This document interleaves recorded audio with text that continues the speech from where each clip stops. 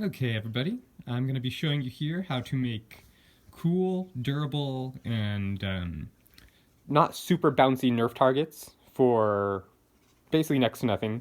The only tools you're going to be needing are a knife, some sort of board, and maybe a straight edge over there, and some rubber horse stall mat. You can get this at Tractor Supply, which is a cowboy type store, and it's pretty cheap. It's very durable, and if you're like me, you want to shoot Nerf targets kind of maybe accurately, like a range type situation.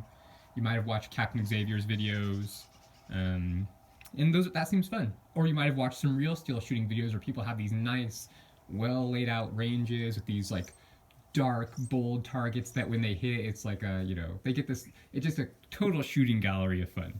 So for real weapons, you need steel for that traditionally, which is expensive, difficult. You need to weld it and drill it and stuff. But luckily with us as Nerf stuff, we can use rubber. So and we can use anything. Cups and stuff have always been a good target, but this is durable for outside. I can leave this outside in the same sort of range situation that you see in these real gun videos I talk about, where they don't bring their targets in every night.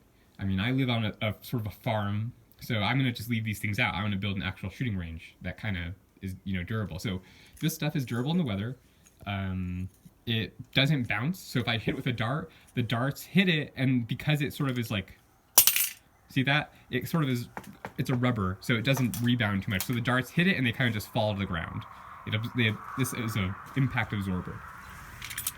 And if you make it sort of hang right, it can sort of hang like a heavy curtain. And then when Rival and other stuff hits it, they'll drop too because the surface sort of backs away. So that's basically the theory behind why this is going to be a great target. You can staple things to it if you want to staple pie plates for better shot reaction.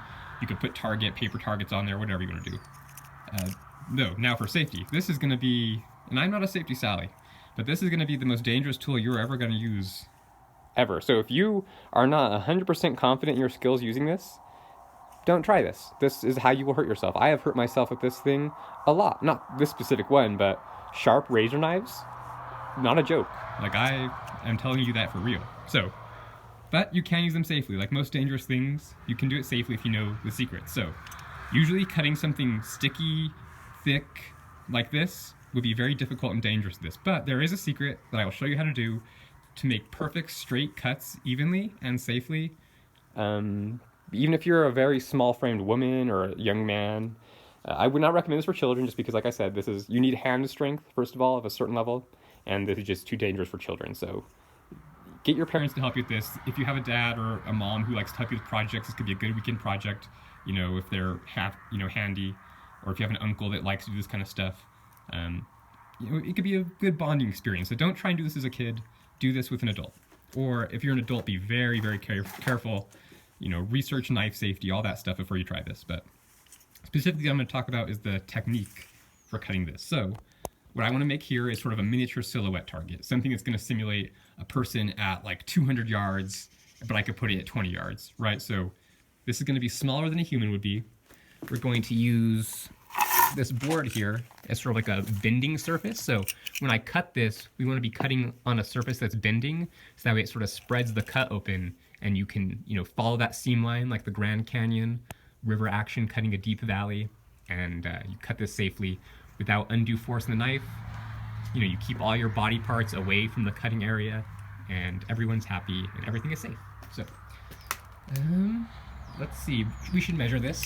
So I want grab this. Let's see, we got about,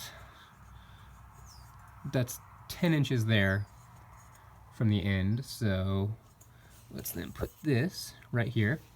So, and here's my specific way to do this. I'm in my garage, so I can, I have lots of room here. I set that level, and then I'm just going to step on it. And we want to use our feet because I don't want to have any chance of cutting my hand or anything. So we're going to ride against the metal edge and do a single score. And we're going to do it again. And you're using moderate pressure, and you're basically cutting into the same groove over and over, at least 3 or 4 times.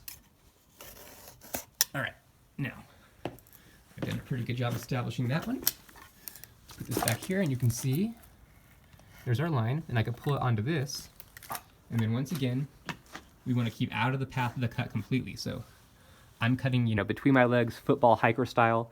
You want to go up too high. You're not going to be trying to, you know, do this all in one go. You're just going to be lightly using moderate pressure.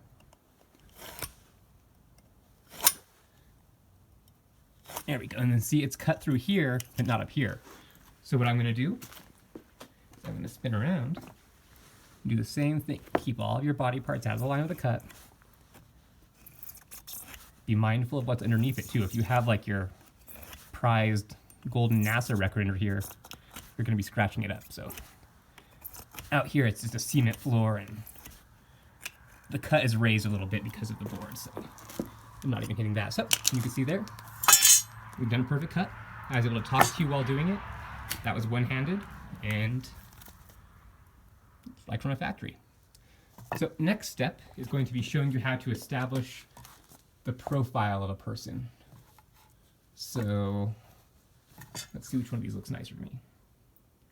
I'm actually going to go with the longer one.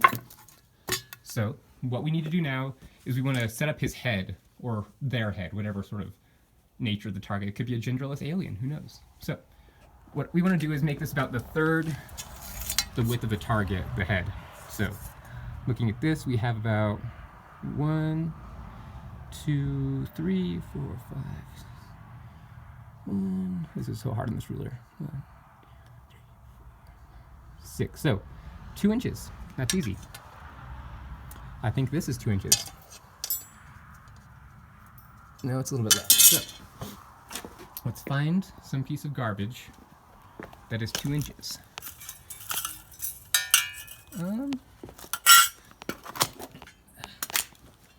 Let's see. Okay. So that is going to work now. We're going to do the same thing as before, but now we want to know how far his head wants to come down. About that much. So that's a little bit tall for a head, sort of cone head. Okay. And now where that covers the mat is how big his head is going to be, or their head.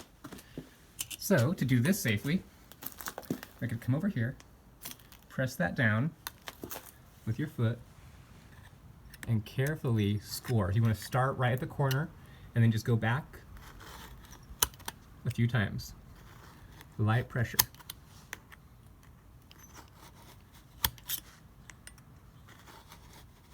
Okay. Now you lift up. Other side. Make sure we line that up. We don't have that come away. All right.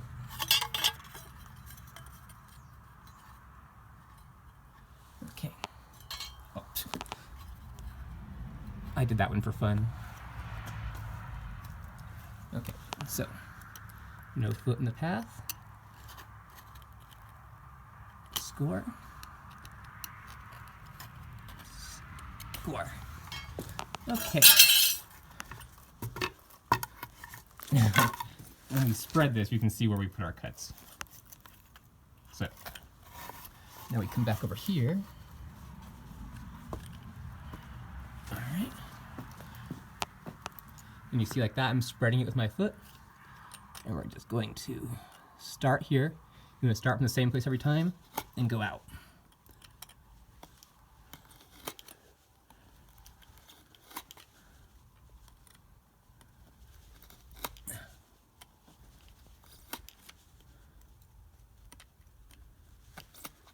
All right, and then once you're mostly through, you'll have sort of like a slope going to the cut.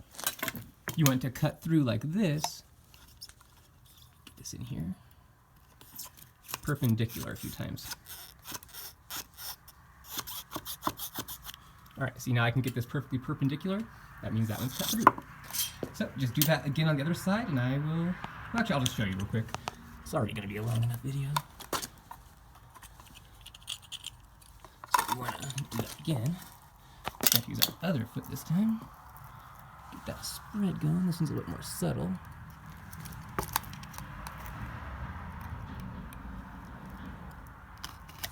There we go.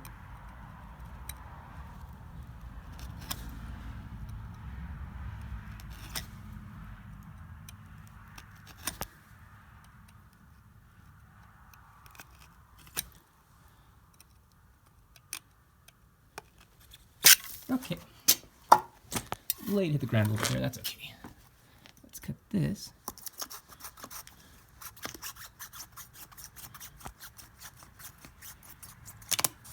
Okay.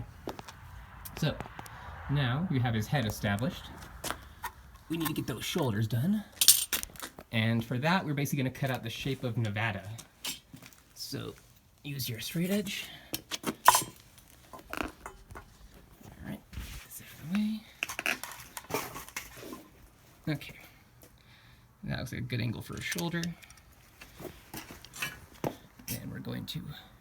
Don't need to worry about the other side because we're going to use this piece we cut off to make sure the other side is exactly the same. So, light pressure.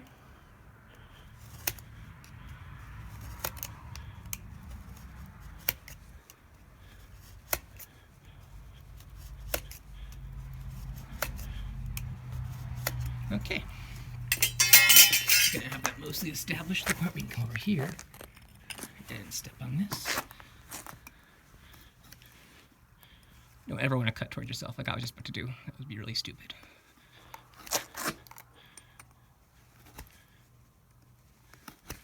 And also just, you remember earlier when I rubbed this on the ground? See that? I'm gonna put this like this, put it here, and now look, we're back in action. Close your eyes when you do that, or wear safety glasses.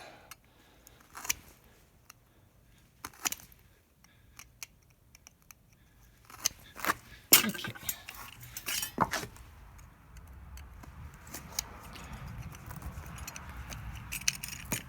Here we go. So, there's one side. Now, we put it over here, mirrored, and you're starting to see what this will look like. So, let's put that guy like that. Put this here. Get my sleeve out of the way for you. Sorry about that. This is a very Joker-esque video, but we all have to start somewhere.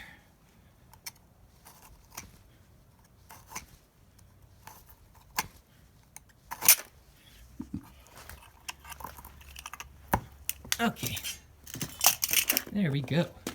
So now, what you're left with is this. Made of rubber, nice and durable, and you can basically attach it to whatever you want with just a single screw. I just put a single screw somewhere up near the top. And then when you hang it, hanging it so the base sort of like tilts forward, then the actual target itself will hang like that.